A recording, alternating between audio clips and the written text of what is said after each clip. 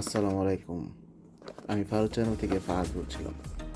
কিনে নিয়ে আসলাম C280, এটা 2K একটি ওয়েবক্যাম। তো আমরা এটা আনবক্স করতে যাচ্ছি, দেখতে পাচ্ছেন। প্রাইসিং আসলে এখানে যা লেখা আছে সবসময় তা থাকে না, একটু আগ পিস হয়। আমি কিনছি হচ্ছে আপনার 3800 টাকা, এই 55-এর জায়গায় হচ্ছে 0 হয়ে যাবে। এই হচ্ছে এখনকার অবস্থা। চলেন তারা আনবক্স করা যাক। ইচ্ছা করে বানাইছি যদিও, এগুলো ভাই ইন্টেনশনালি আনবক্সে করতে হয়। আমি না দেখতে পাইতেছি না কেমনে কাটে। ও আচ্ছা, মোবাইলটা দেখতেছিলাম, সরি কেমনে কাটে ভাই। আচ্ছা আচ্ছা, ওহো এমনি কাটে, সরি দেই নেই ভাই।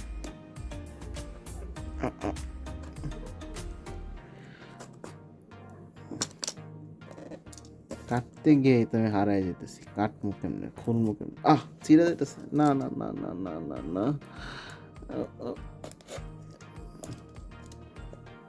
আমি খুবই কনফিউজ হয়ে যেতেছি আনবক্স করতে যায়।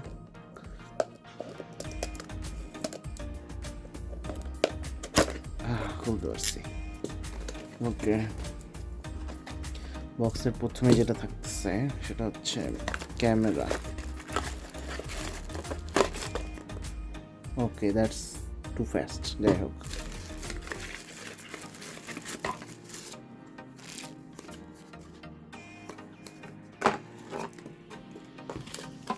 ইউজার ম্যানুয়ালে তেমন ইন্টারেস্টিং কিছু নাই, কারণ ভাষা অনেক বেশি আলাদা। এই ক্যামেরার সবচেয়ে মজার পার্ট হচ্ছে যে আপনি যখন ক্যামেরাটা ইউজ করবেন, তো এখানে একটা মানে প্রোটেক্টিভ লেয়ার আছে, তো চাইলে আপনি ক্যামেরাটা হাইড করে রাখতেন। কিন্তু আমার কথা হচ্ছে যে ক্যামেরা নয় আমি হাইড করলাম, ওকে, কিন্তু এই যে এখানে যে মাইক্রোফোনের পোর্টটা আছে, যেটা দিয়ে আপনার সাউন্ড রিসিভ করবে, এই জিনিসটা কিন্তু আলটিমেটলি মানে হাইড করা যাচ্ছে না। তো তারা প্রাইভেসি দিছে, প্রাইভেসির পরেও আসলে আমার মনে হয় যে there is no privacy, cause আমার সাউন্ড তো কেউ না কেউ শুনতেছে এটা দিয়ে। তো যেটা আইডল সেটা হচ্ছে যে আপনার যখন মনে হবে যে আপনি প্রাইভেসি ব্রিচ হয়ে যাচ্ছে, এরকম একটা ফিল আসতেছে, এই ইউএসবিটা খুইলা রেখে দেবেন, সোজা কথা, শেষ, প্যারামুক্ত। আর আমি আসলে কেনার আগে যেটা ভাবতেছিলাম যে এটা আসলে মাউন্ট করা যায় কি না ট্রাইপডে, এটা হচ্ছে ট্রাইপড মাউন্টেবল। এই জিনিসটা আসলে কোনো রিভিউতে আমি দেখি নাই, মানে আমি নিজেও খুঁজতেছিলাম যে আছে কি না, কিন্তু এরকম কোনো কিছু দেখি নাই। এই আর কি, প্লাস্টিক খুলে ফেলি, যদিও আমার দরকার হবে না, কারণ আমি ট্রাইপড ইউজ করবো। থাক নাকি, প্লাস্টিক থাকা যাক। তো এই হচ্ছে অবস্থা আর কি।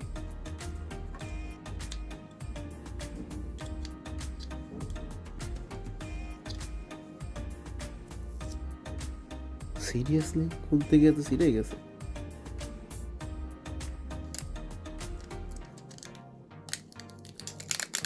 এই সেম সমস্যা আর কি আপনিও পড়তে পারেন, কজ এটা আসলে ঠিক মতো উঠে আসতে চায় না। সো যেটা করতে হবে,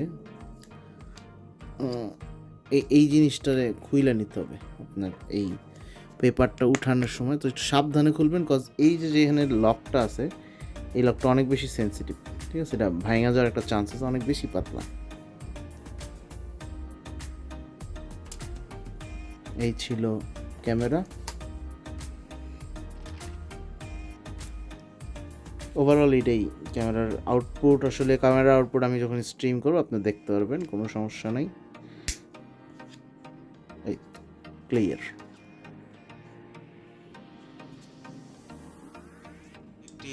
এটা হচ্ছে একটি ভিডিও চেকিং, যে আপনার ক্যামেরাটা কি পরিমাণ পারফর্ম করতেছে। ক্যামেরাতে যেটা মানে হাই রেজলিউশন হওয়ার কারণে যেটা মনে হবে সেটা হচ্ছে যে আপনার হাই রেজলিউশন একটা ক্যামেরায় আপনি কখনো লাইট কম থাকলে আপনি স্মুথ হয়ে যাবে আর কি, স্মুথনেসটা কম হয়ে যাবে না, স্মুথনেসটা বেশি হয়ে যাবে, আর আপনার শার্পনেসটা কমে আসবে। এফপিএস হচ্ছে এটার 98 ডিগ্রি ভিউজ, এটার মানে মোটামুটি ওয়াইড। আপনার মানে যারা গেমিং সেশন করে নর্মালি, বা যারা একটা নর্মাল মিটিংয়ের জন্য একটা ক্যামেরা নিতে চাচ্ছে তাদের জন্য বেটার। এনে আর কিছু তেমন বলার নাই। যদি আমার ডেস্কটপের ওয়ালপেপার চেঞ্জ হয়েছে এই জন্য আমার ব্রাইট বেশি লাগতেছে। যদিও এটাতে লাইট কন্ডিশন যদি আপনি ভালো দিতে পারেন, এটা মানে পারফরমেন্স একদম ক্লিয়ার, শার্পনেস চলে আসবে। আমি এটা ডেমো দিয়ে দিচ্ছি। আমি আপনার ব্রাইটনেস বাড়িয়ে দিলাম,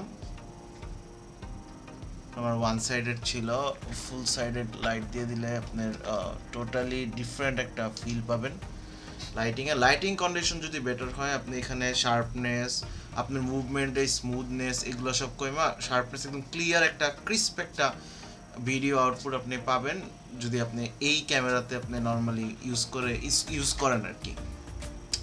তো এই ক্যামেরার যেটা প্রবলেম সেটা হচ্ছে এটা রেজলিউশন বাড়ার সাথে এটা লাইট কনজিউমড অনেক বেশি।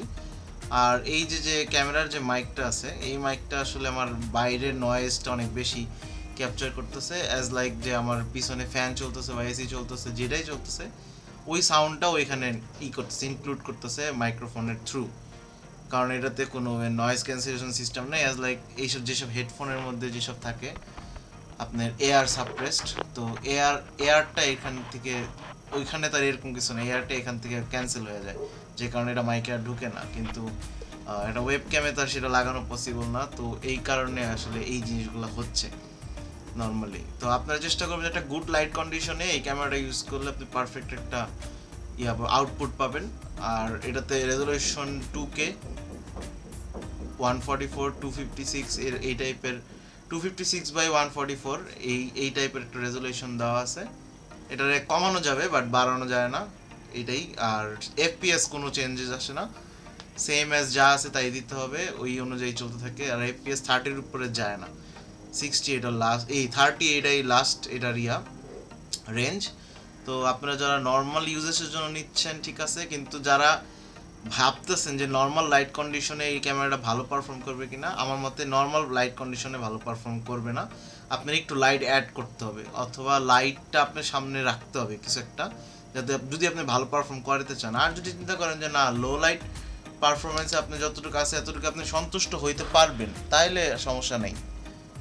এই হচ্ছে লো লাইট, টোটালি লো লাইটে আপনি যদি সন্তুষ্ট হন ইটস ওকে, এটা পুরোটাই আপনার উপরে। ধন্যবাদ ভিডিওটা দেখার জন্য। আরেকটা বিষয় ছিল সেটা হচ্ছে যে এই বলতে এই ভিডিও দিতেছিলাম, এইটা হচ্ছে যে ফোকাসটা এটার এক জায়গায় অ্যাডজাস্ট, মানে আপনি কাছে নিলেও এটা কোনো ডিপ ফোকাস হবে না, পিছে আসলেও কোনো ডিপ ফোকাস হবে না, একটা স্টেবল জায়গায় থাকতেছে ও জাস্ট, মানে ওর ভিউ যতটুকু আছে ততটুকু, আপনি বেশি দূরে চলে গেলে যে ডিপ ফোকাস হয়ে যাবেন তা না। আপনি যে এই সাইডে দেখতে পাচ্ছেন আমার তোয়াইলা, এখানেও দেন ফোকাস আছে মোটামুটি, আবার এই সাইডে ওয়াল যেটা আছে এটাতে ফোকাস আছে, আমি এখানে আছি মোটামুটি ফোকাস, অল ফোকাস বিষয়টা এই টাইপের একটা, মানে ওর ফিল্ডে যতটুকু আছে সবই ফোকাস থাকবে। এমনি আপনি হাত কাছে নিলেও যে আপনার কোনো ফোকাস কিছু হবে এটা কোনো ফোকাস চেঞ্জ আসে না, যা আছে তাই।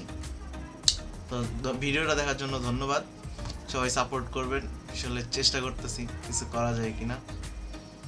টিল দেন সবাই ভালো থাকবেন, সুস্থ থাকবেন, আল্লাহ হাফিজ।